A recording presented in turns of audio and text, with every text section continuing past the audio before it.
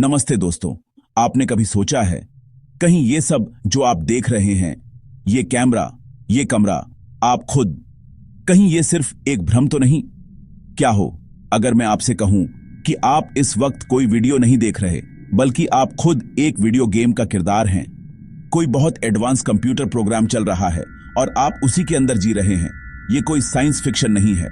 दुनिया के जाने माने अरबपति एलन मस्क का मानना है कि हमारे इस रियलिटी में होने की संभावना सिर्फ 1% है।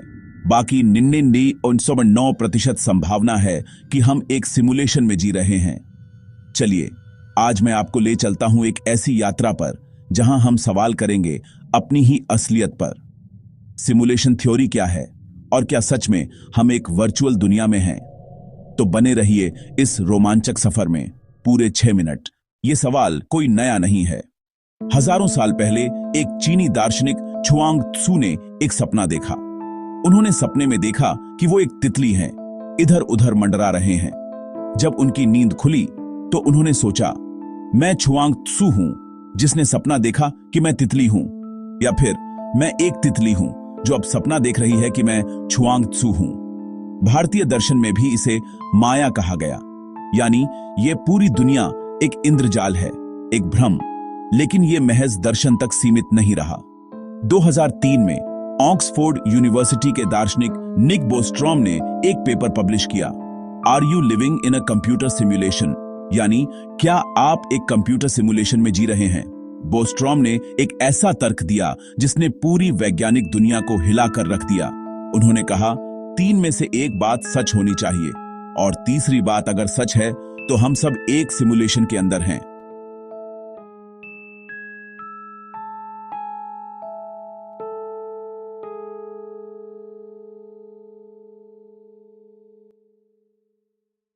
बोस्ट्रॉम ने कहा, पहली संभावना, इंसानियत कभी उस तकनीकी मुकाम तक पहुंचेगी ही नहीं जहां वो सिमुलेशन बना सके।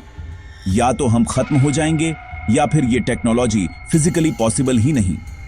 दूसरी संभावना, मान लीजिए हम उस मुकाम पर पहुंच गए, लेकिन फिर भी हम अपने पूर्वजों का सिमुलेशन नहीं बनाना चाहेंगे। शायद हमें इसमें एथिकल प्रॉब्लम लगे या फिर हमारे पास बेहतर काम हो। और तीसरी संभावना, अगर पहली दोनों बातें गलत हैं, यानी हम सिमुलेशन बना सकते हैं और हम बनाना भी चाहेंगे, तो क्या होगा? तो फिर हम एक के बाद एक लाखों करोड़ों सिमुलेशन चलाएंगे। और अगर ऐसा है तो इस ब्रह्मांड में असली इंसानों से ज्यादा सिम्युलेटेड इंसान होंगे। तो संभावना यही बनती है कि आप और मैं, हम सब असली नहीं बल्कि उन्हीं सिमुलेशन का हिस्सा हैं। सोचिए, जैसे आप कोई गेम खेलते हैं, GTA या एसासिन्स क्रीड। उस गेम के किरदारों को पता है कि वो एक गेम में हैं, नहीं ना? उनके लिए उनकी दुनिया ही असली है। हो सकता है हम भी किसी के गेम का किरदार हों। अब सवाल उठता है, क्या इसके कोई सबूत हैं? क्वांटम फिजिक्स में एक अजीब सी पहेली है। जब हम किसी कण को नहीं देख रहे, वह एक साथ कई जगह मौजूद हो सकता है, लेकिन जैसे ही हम उसे देखते हैं, वह एक जगह पर स्थिर हो जाता है। यह बिल्कुल वैसा ही है जैसे किसी वीडियो गेम में होता है। गेम में जहां आप खड़े हैं, वहीं के आसपास का हिस्सा गेम रेंडर करता है। बाकी दूर का इलाका प्रोसेस नहीं होता जब तक आप वहां ना जाएं। क्या यह सिर्फ संयोग है? और देखिए, हमारा पूरा ब्रह्मांड गणित के सटीक नियमों पर चलता है। प्रकाश की गति की एक लिमिट है, 3 लाख किलोमीटर प्रति सेकंड। इससे तेज कुछ नहीं जा सकता। क्यों? यह भी किसी प्रोग्राम की प्रोसेसिंग लिमिट की तरह नहीं लगता।